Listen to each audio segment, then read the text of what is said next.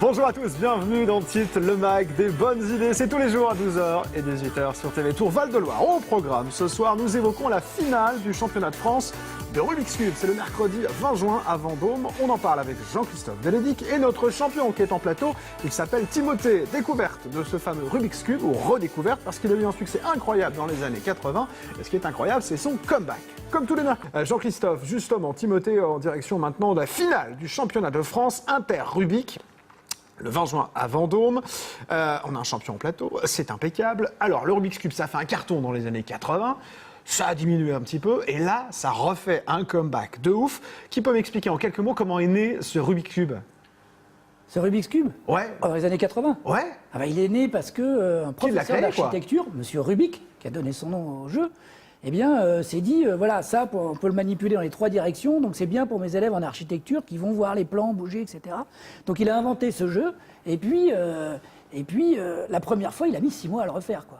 Ben oui, c'est ça qui est drôle. J'ai lu ça, c'est marrant. C'est que le monsieur qui l'a inventé, il a galéré pour arriver à le remettre en route. Il ne savait pas qu'il faisait un casse-tête, en fait, au départ. Donc après, il voit ça, il met un temps, il dit, j'ai fait un casse-tête, et il en a fait cet objet qui s'est vendu dans le monde entier très rapidement, quoi. Donc un Hongrois, hein, monsieur Erno Rubik. Exactement. Et on a Timothée avec nous. Alors, tu as un Rubik's Cube dans les mains. Alors, il est déjà un petit peu particulier. Alors, on a vu qu'il y en avait des tonnes de différents, pour le coup.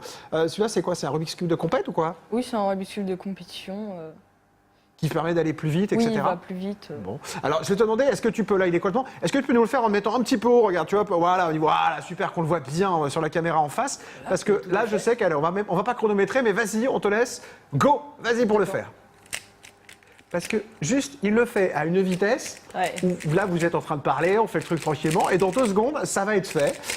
Voilà, l'image n'est pas du tout accélérée là. C'est juste incroyable. C'est-à-dire que moi, je ne vois rien de ce qui se passe. Vous allez voir arriver tous les jaunes au-dessus bientôt. Voilà, ça y est, il a presque fini. Comment ça se passe quand on fait ça? On fait une face après l'autre, Jean-Christophe, voilà, c'est ça? Ah bah ça y est, ok. Bon bah voilà. Ça, c'est juste incroyable. Tu vas à une vitesse. Tu sais combien de temps tu mets du coup? J'imagine que tu te chronomètres, puisque c'est un des buts de la compétition, c'est ça, de le faire rapidement? Alors le but de la compétition, en fait, tel qu'on l'a fait depuis 11 ans, c'est la 11e année, c'est de faire une compétition par équipe. Donc en fait, lui, c'est un des champions de son équipe du collège Jules Ferry à Hermont, dans le 95. Et donc, ils sont 50 autour de la table, il doit faire 50 cubes le plus vite possible, donc c'est vraiment une compétition par équipe, l'Inter-Rubik. C'est pas ce qu'on vient de voir individuellement là. Et donc ils vont le plus vite possible, mais il faut savoir qu'ils visent en dessous de la minute. Moins d'1 minute pour faire 50 cubes. Pour faire les 50. Ouais. C'est ça normalement qu'on devrait voir à la finale dans les équipes qui vont venir, donc les 6 meilleures équipes de France qui représentent 6 collèges ou lycées qui vont venir à Vendôme faire ça. Et toi Timothée, tu sais quand même combien tu mets de temps? J'imagine que tu sais, tu te chronomètres. Oui, mon record c'est 9 secondes. Mais... 9 secondes.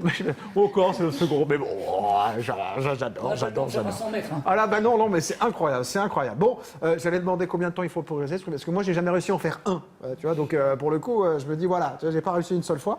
Est-ce que tu as des astuces à donner à nos téléspectateurs là, qui galèrent avec le Rubik's Cube qu'on leur a offert à Noël et qui n'y arrivent pas du tout? Comment on peut faire pour arriver à le finir, ce Rubik's Cube? Bah, il y a sur Internet, on peut trouver des notices. C'est comme ça qu'il y avait le champion du monde. Il a regardé des tutos sur Internet. Alors donc là, avec l'avènement des vidéos et d'Internet, on peut s'en sortir plus facilement parce qu'en fait, il y a des techniques, c'est ça? Il y a des choses à apprendre pour des mécanismes. C'est comme ça que ça fonctionne? C'est comme ça que tu vas aussi vite en fait? Oui.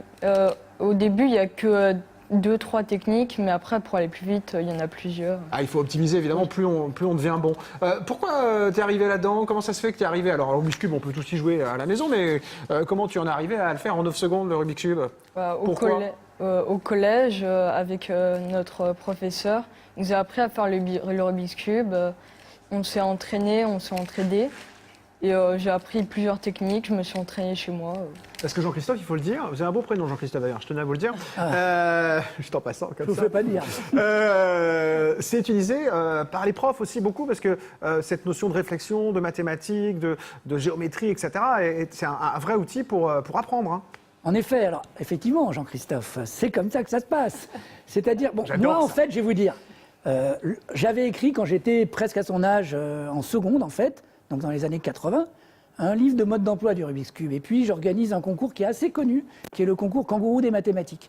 Et donc on s'est dit, voilà, on va essayer de faire quelque chose aussi par équipe.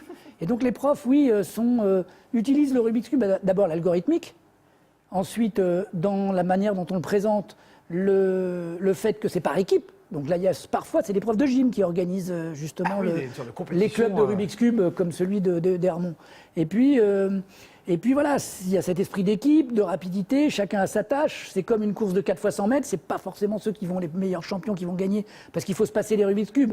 Il y a celui qui commence une phase, et puis il le passe à d'autres pour finir. Enfin, je pense qu'ils sont un peu plus. S'il veut parler de l'organisation, mais on n'a peut-être pas le temps. Bah non, mais voilà, c'est une organisation d'équipe. Mais on peut jamais parler avec les passionnés, on peut jamais faire le tour, évidemment. Vous faites ça depuis combien de temps, Jean-Christophe? Évidemment. Bon, il y a aussi autre chose qu'on peut faire, et c'est juste devant. On va terminer là-dessus parce qu'on peut faire des mosaïques. On va directement aller à la découverte parce qu'en fait, on peut faire des présentations. En fait, c'est-à-dire que c'est des sortes de pixels. Et on peut faire des dessins. On a des phases de 3 par 3, donc on peut faire. Utiliser 3 pixels sur 3 pixels. Si on en met beaucoup, par exemple, bon là je ne sais pas, par exemple, on peut mélanger comme ça et voir qu'on peut faire comme un drapeau, là, comme une petite fleur, des dessins. Donc on peut se servir des Rubik's Cube pour faire... alors là, on va voir un exemple de 10 Rubik's Cube sur 10 Rubik's Cube. Donc il y en a 100 qui ont été agencés pour représenter quelque chose. Un visuel et que je ne connais pas. Parmi les compétitions de l'Inter-Rubik, donc il suffit en fait, comme on va voir, il n'y a qu'une face qui est vue par la caméra là. Ouais. Et par les gens qui observent. Donc il suffit de savoir faire une phase pour savoir faire des mosaïques. Et donc on peut le faire. On va terminer parce que le temps presse, on va découvrir ça, on va terminer là-dessus. Je vous découvre cette petite qu'on a fait vraiment spécialement pour vous. Attention, j'ai hâte. Voilà. Alors de près, on voit les pixels. Et de loin, c'est ma tête. On dirait. Hein. C'est incroyable. C'est super. Voilà, J'adore. donc vous voyez, il y a 10 Rubik's Cube sur 10. Mais j'adore. Et on a fait ça spécialement pour vous. Bravo. Merci Voilà. Jean-Christophe. Ah, c'est moi, mais si On c'est peut moi, faire, voilà, c'est de loin, incroyable. hein, Merci beaucoup. c'est pas, hein. Merci beaucoup. Bon, Voilà. bah écoutez, rendez-vous donc le 20 juin, 13h-17h, entrée libre à la salle Minotaur à Vendôme pour voir tout ça. On va jouer maintenant. On va jouer parce qu'on a